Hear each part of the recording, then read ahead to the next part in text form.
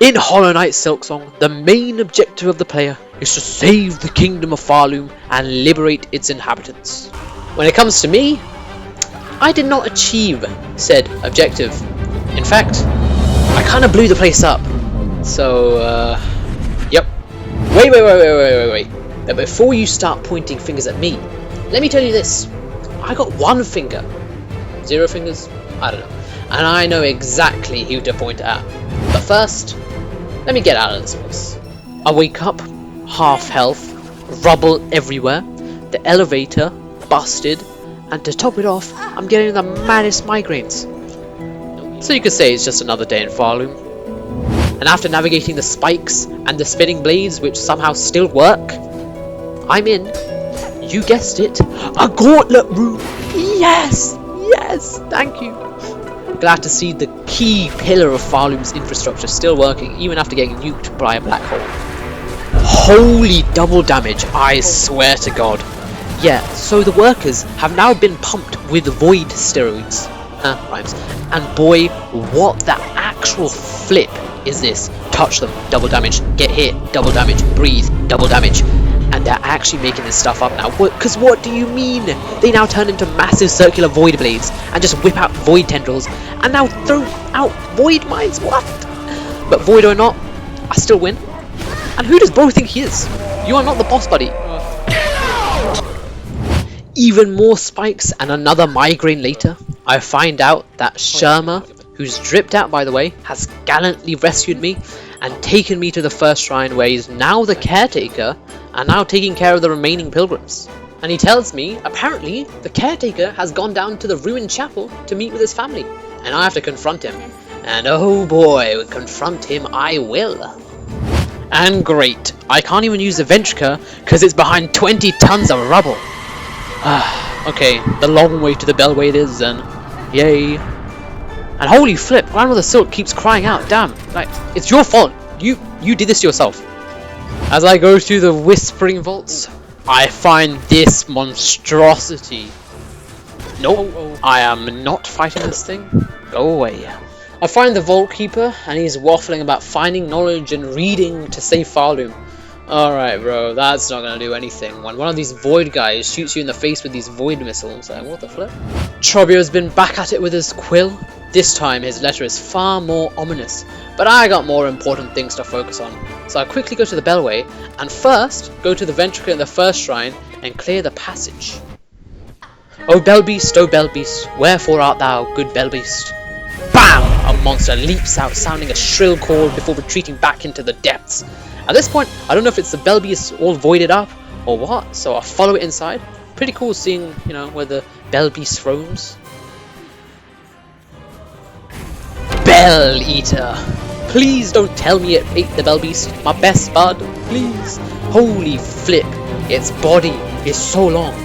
Anyway, it's boxed me in, damn you Bell Eater, and then, hey, yo, hold up, pause.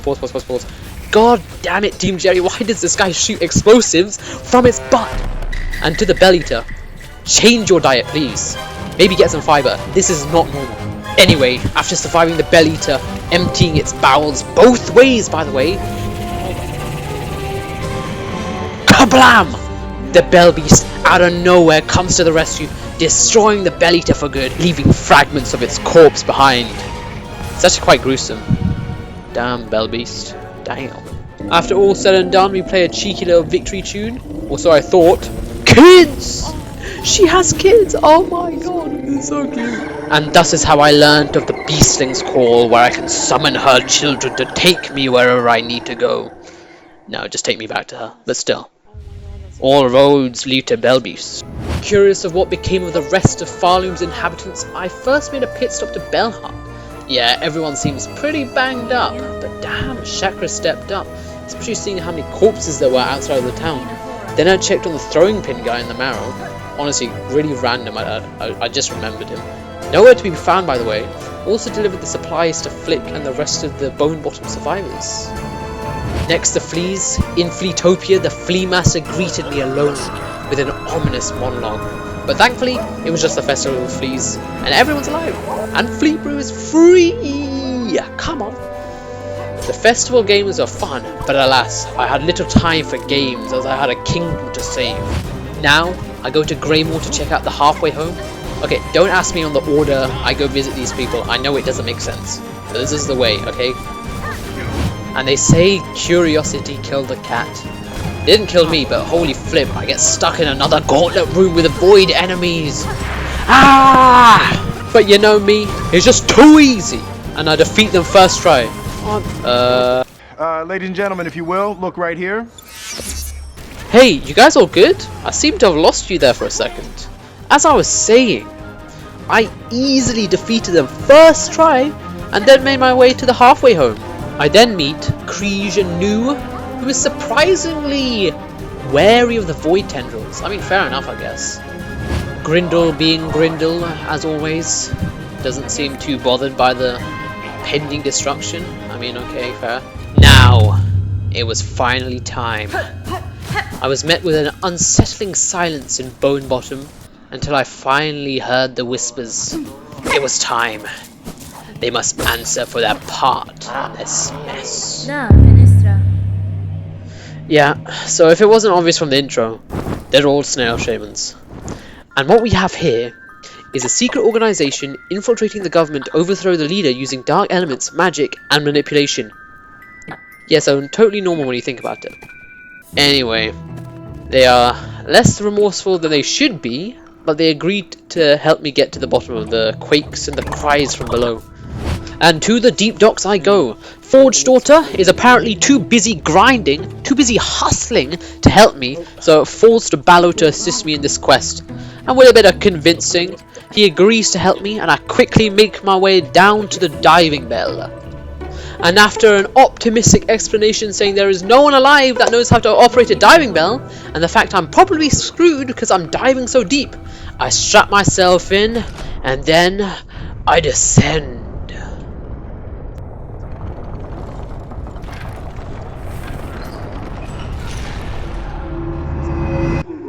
And to the surprise of absolutely no one, it's broken, I'm stuck, but alas, I carry on, the grind never stops, and Pharloom still needs saving.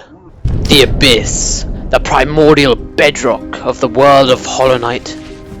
And somewhere, down below, lies the monarch whose threads still grasp onto the kingdom of Pharloom, and it was up to me to cut them off. Okay, now, the Abyss under Pharloom is similar to the one under Hallownest, however, thankfully, they're not littered with the corpses of the Knight's siblings and their souls. However, the Pale King's activity in the Abyss did mean one thing. What in the actual flip is this thing? Okay, for all his faults, we can thank the Pale King for never making us go against this thing. What the hell? After some more friendly encounters with more of the local wildlife, and some cheeky maneuvering around, you guessed it, 1 trillion spikes, I reached the bottom. And nothing. No grandmother silk, no lace, just a seemingly endless sea of void. And then Lace appears. She gleefully tells me of her act of rebellion, spitefully preventing Grandmother Silk from capturing me. I mean, thanks bro, but you kinda screwed over Pharloom in the process, and how to fix it. Okay, I need to fix this mess, but first, I need to get out of here. I find a rune scroll, cool, and a weaver nest. Damn! These weavers really did go everywhere, didn't they? And inside, I learnt the power of flight. Or the power of jumping really high. I don't know. And not even a second passed before I had to use it. These damn void tendrils, I swear to God. And ho ho ho ho ho ho ho. Little did I know, little did I know. Also, I found Farsight, which is pretty cool. Farsight. You know what I don't get? You're telling me the Weavers had all of these powers, all of this technology, and guns, but they couldn't get rid of Grandmother Silk? At this point, it's genuinely a skill issue. Anyway, I get to the top, and what might be the sickest violin, I think, maybe viola, I don't know, riff starts to play. Ooh, hoo, hoo, hoo, hoo, shivers in my timbers. Okay, the climb isn't passive pain or anything, but it did take me a minute to get my mojo, and embarrassingly long to equip the magma bell, but still, you know, it's fine. But please, You know me. You know how I do it. You know, when the going gets tough, I pull out some cheeky parkour, and right now it's no different. And obviously I easily get through, and thankfully this time there wasn't any flipping lava spitting guys. Damn you lava spitting guys. With the magma way too close for comfort, I escaped the abyss. And everyone is a bit too surprised to see me alive. Like, this is Hornet you're talking about. Have some faith, come on. After meeting the Forge daughter, I go down to see Ballo, who's already started to repair the bell, which makes zero sense, because you didn't even think I was going to survive that. But I'm not going to complain, works for me. So apparently, I need the fragile flower, Everbloom, to dive into the void, but those don't exist here, and Halness is too far away. But according to Hornet herself, she has the power to go inside her memories and retrieve it from them. What? But for the spell to do that, I need to find the old rulers of Pharloom and use their power. You know what? At this point, just go with the flow. Don't even question it. Also, the singing sucks. Yeah, the singing sucks. But first, I go to Grindel to buy the magnetite dice, and holy flip, I should have bought this sooner. It's so clutch. It's so clutch. R.I.P. Mort, but I'll take that weighted belt, thank you. In your memory, of course.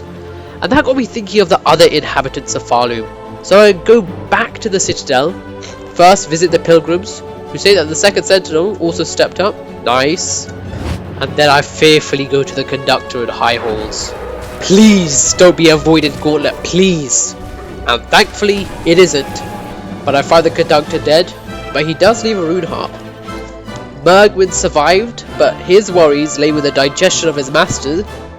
Great priorities, buddy. And now Trobio.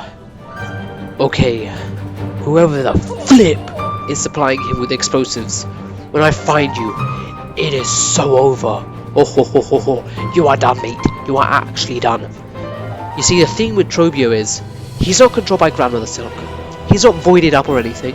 He just put on some purple, wrote a sad poem, and started hurling bombs at the first person he saw. And I'm glad to see the trend of everything exploding in this game continues. Double damage, double damage, double damage, and you guessed it, even more double damage. Yes, I love to see it. Thank you, Team Cherry. Great. But after equipping, you guessed it, my boy the Reaper Crest, it was over. I danced a dance, but Trobio, he couldn't keep up. And after a way too dramatic exit, he gave me the Dark Mirror to complete the Claw Mirrors. Nice. Thanks, bro. And now, it is time to play some music and take some hearts.